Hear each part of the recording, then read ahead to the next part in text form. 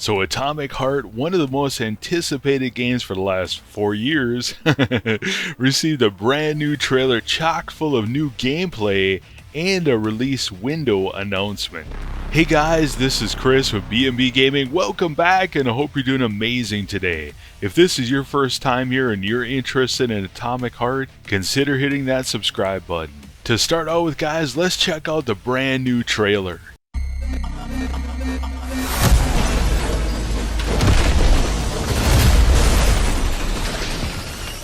Would you like to get genius abilities or control robots with your mind? Don't worry, honey. I'm okay. The procedure went well. Today it's just a matter of getting a polymer injection to become the human of tomorrow. There's a man in the facility. He's armed, and he's equipped with an experimental polymer glove. We have no chance. Become a part of the collective and acquire true superpowers. Hey, soldier. Wake up. You okay? I'm okay. Get up. Want to learn Chinese in 5 minutes? Or maybe get a PhD in quantum physics in just 1 hour? With the launch of the Collective 2.0, all this knowledge will be available to anyone! Arriving shortly at your destination with an ETA of 11:47.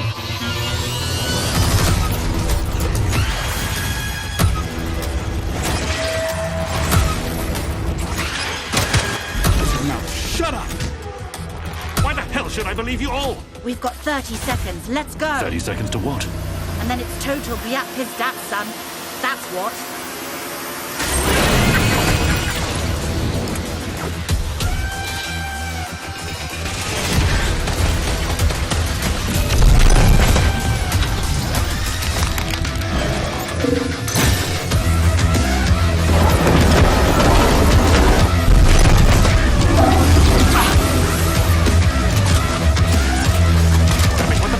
Going on? The robots are out of control. They're killing everyone. We know who's behind this. You have to stop this nightmare now. Humanity is doomed to eternal slavery. In 2 days you will become unstoppable. Do not believe them. I don't even know who to believe anymore.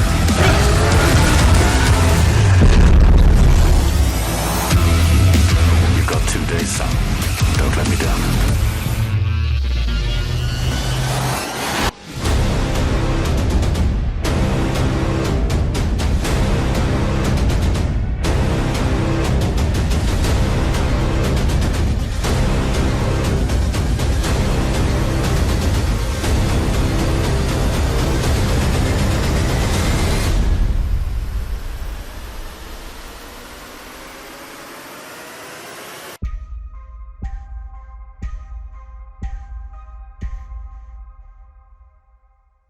So a couple of things you probably noticed here: the lip sync is off and the voice acting is pretty terrible. Now, the developer of Atomic Heart is in Russia, so the native language and I think the emphasis here is in Russian.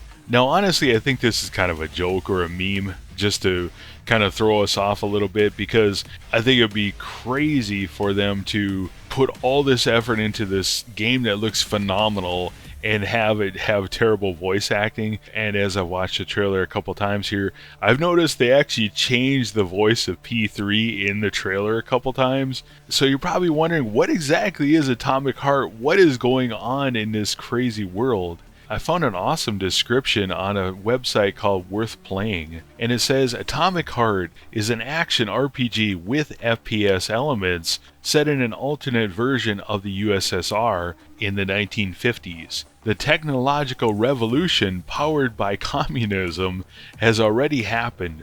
Robots, the internet, holograms, and other futuristic stuff make everyday life of the Soviet citizens better and brighter have already been invented. But all these innovations are immersed in the atmosphere of communism, imperialism, and confrontation with the West. The protagonist of Atomic Heart is a Soviet special duty KGB officer who is sent in to investigate one of the complexes of Facility 3826 during a massive robot control system malfunction. You're going in to find out what happened there and to restore order, no matter the cost. The world of Atomic Heart consists of huge open world regions / biomes full of lush Soviet nature and less spacious territories of the facility complexes with its secret underground and above ground labs, bunkers, and robotic logistics systems. Most of the enemies are a variety of machines produced at the facility. Each robot was originally made to serve the needs of the Soviet industry or to help Soviet citizens in daily life. The robots are implemented with a combat system that activates in case of war. It goes on and says that the video also features music by the award-winning composer Mick Gordon and features the protagonist Sergei P3 Nekev. Sergei is a KGB agent sent to investigate the strange incident at facility number 3826, which is a top-secret Soviet complex where the brightest minds of the Union invented a substance that can ascend humanity to the next step of evolution. It finishes and says, unfold the secrets, restore peace and order, and show the motherland what you got. Another good explanation of Atomic Heart was from Windows Central. Here it says the story of Atomic Heart takes place in an alternate what-if universe version of the 1950s, where the USSR developed highly advanced technology powered by a new resource known as polymer to become the world's leading global superpower. However, the top secret research facility where the USSR developed polymer, Facility 3826, suddenly went dark after it received reports of the facility's robot assistants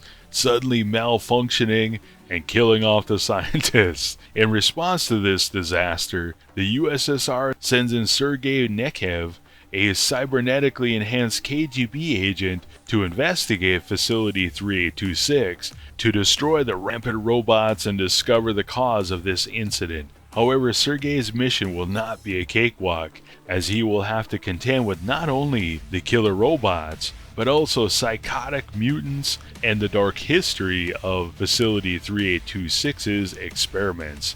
To survive, he'll need to grab whatever firearms he can find and upgrade his cybernetic implants to gain superhuman abilities. One thing I want to point out is they mention here polymer, and in the new release window trailer, they mention that P3 also acquired an experimental polymer glove, which we can see him using in the gameplay so he can shoot lightning, and evidently he can modify his weapons with this thing, and it looks like a, like robotic goo or something, maybe like the old Terminator 2, I think it was a T-1000 or whatever, it was like liquid metal. I'm not sure what polymer is, but it reminds me of that. So along with the new Atomic Heart release window trailer, they also did a couple Q&As, first of all with IGN. Here IGN asked them, how did Atomic Heart begin? It has been such a pleasant surprise, and Mundfish, respectfully, is not yet a name that most gamers already know. Here Mundfish replied and said, the project began early in 2017. Back then we wanted to test the waters of the VR market. Started with a small project, but as the studio grew, the ambitions have also gotten bigger. A year after, we realized that we had gathered an extremely talented team that was brought together by a single idea to create a big, awesome, story-driven game. That's how it all started. When the first trailer in 2018 had gone viral, we finally understood that we have something truly special on our hands, which motivated us to give it all to this project. Another question IGN asked was, what performance levels are you targeting on the PS5 and Xbox Series X? Here Mundfish replied and said, Atomic Heart is an action-packed, dynamic shooter, so we're targeting dynamic 4K for current gen. This is the way the game is meant to be played. So I'm curious what they mean by dynamic here, because generally speaking, dynamic means that 4K would scale up and down. So sometimes it's 4K, then sometimes it would dynamically shrink down to like 1400 or something like that. My guess is we'll probably get a dynamic 4K mode, but we'll also probably get a performance mode, so lock 60 frames a second. Another question asked by IGN was, will Atomic Heart support ray tracing on PC and or on the new consoles? Here Mundfish replied and said, we're working on implementing ray tracing on as many platforms as possible. Another Q&A session they did was with Game Reactor. Here Game Reactor asked, the game initially was supposed to launch in 2020. What happened to the development process, which necessitated such a delay? Was it the scope that expanded? Here Mundfish answered and said, at the time, we decided that the game needed more time to realize our vision, and the scope has always changed. We do not want Atomic Heart to be a rushed release since we put so much soul into this project. So that's actually pretty interesting, because in a developer Q&A they did, I think last year, they talked about how Atomic Heart had always been an iterative process. So they've always been adding to it and expanding it and changing different things to it. And one thing I really noted here was, I think last year they didn't talk about any type of open world environment. From what I remember, originally you just kind of fell into this facility, and it was facility, I forget what it's called. Anyways, the main facility, you just fell in there and that was the game. Now they've added all these open world elements where you actually need to use a car or vehicle. Really interesting. Another question asked by Game Reactor was, can you perhaps elaborate a bit on the game's open world? Can players pretty much navigate a vast open space, or is it more broadly linear? Here Mundfish replied and said, let's say that we definitely won't compete with games like Assassin's Creed or GTA in terms of world size, but there will be enough interesting things to explore and uncover. Now my guess, and this is pure speculation, that it will probably be more like Metro Exodus, where there are larger areas where you can go off the beaten path and check things out and maybe upgrade some weapons or find new weapons, etc. To me, it sounds like that's what they're hinting towards. Another question by Game Reactor was, how RPG-like is the main structure of the game? Are there quest hubs, friendly NPCs chatting and welcoming you to a safe place, or are you truly alone? Mundfish replied and said, please wait for more details on the world structure soon.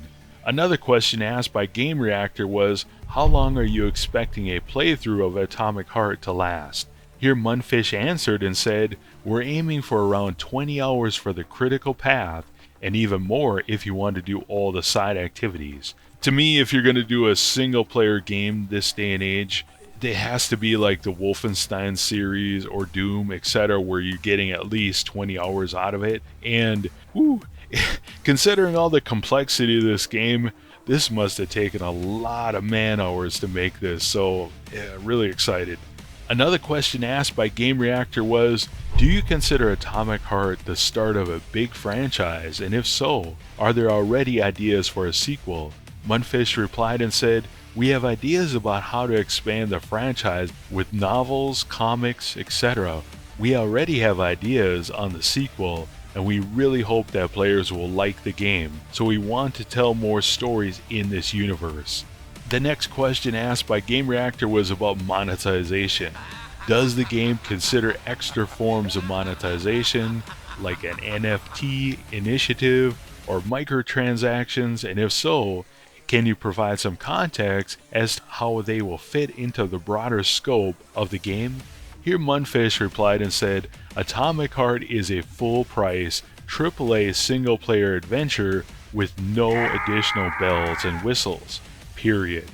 And of course, we are looking at how the industry is evolving, and there are some interesting trends that can be explored in the future. We'll share DLC plans later, and we don't have any thoughts on NFT at this moment. Now, as I've been covering Atomic Heart here for the last, 2, 3, 4 years, one thing I found very clear, one, the people at Mundfish are real gamers, and they hate microtransactions, NFTs, and everything else as much as we do. One comment they made asked about DLC in a Discord Q&A, they basically said, we hate that crap as much as you do when they take a full game and start cutting things out and then selling it a week later as DLC.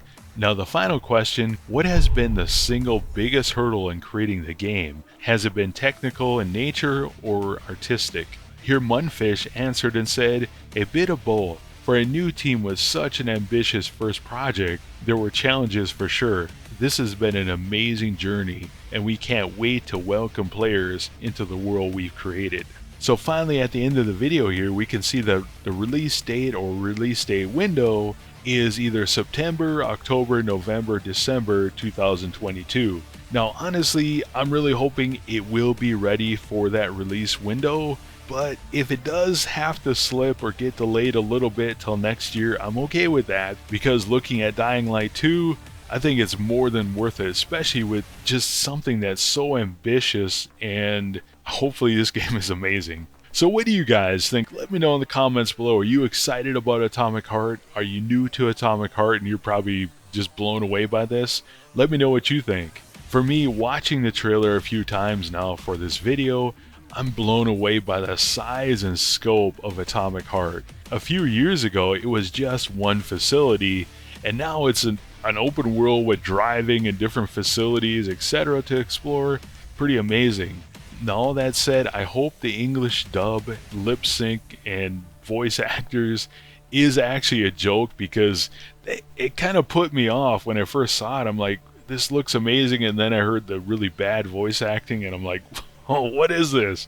Well, anyways, as I said earlier, I think all that was just like a meme or a joke, etc., that they're just kind of trolling us a little bit. I hope, because why would you make such an amazing game and have it hamstrung by terrible voice acting? It drives me nuts, especially in a game like this where, you know, it does remind me quite a bit of BioShock, and BioShock 1 and 2 are my favorite games. Anyways, my hope with Atomic Heart is that they take the Metro series approach, having English speaking with a Russian accent. For me, as a native English speaker, it adds more depth to the experience, to the world, making it more of a, I guess, sci-fi experience, just an otherly world escapist environment, which is what they're going for. Finally, as a gamer, honestly, if Atomic Heart plays anywhere close to how it looks, I think we're in for something really special here.